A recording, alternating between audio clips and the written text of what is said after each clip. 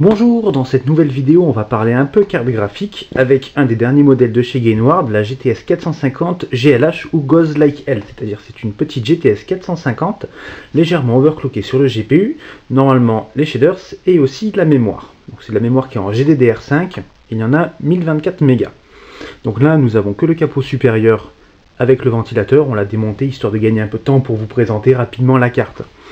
Donc, le capot du dessus est dans un plastique relativement souple, c'est très bas de gamme, mais c'est pas très grave, c'est pas vraiment le plus important sur la carte. Ici nous avons le connecteur PWM pour gérer la vitesse du ventilateur. Maintenant, la carte,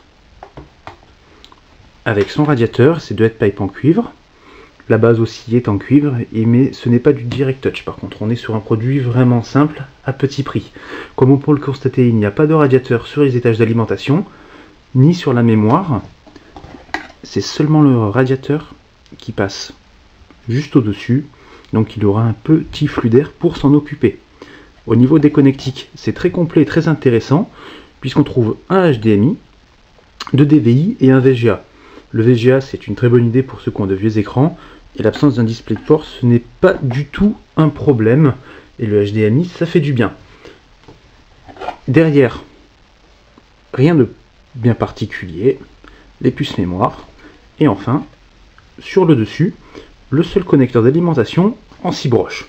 Alors c'est une carte qui est vendue à petit prix, entre 120 et 150 € en Allemagne. C'est pas mal du tout pour la France. Pour le moment, nous n'avons pas les tarifs, mais si ça reste dans ces eaux-là, ça vient clairement concurrencer la HD 5770 de chez ATI. Malheureusement pour cette carte, les prix actuellement de la GTX 460 en 768 baissent un peu, donc elle risque de se retrouver un peu cannibalisée. Ça, c'est à voir, surtout avec les nouvelles cartes de chez ATI qui vont arriver.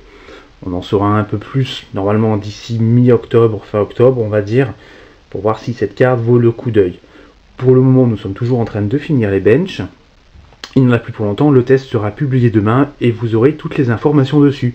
Bonne fin de journée à tous!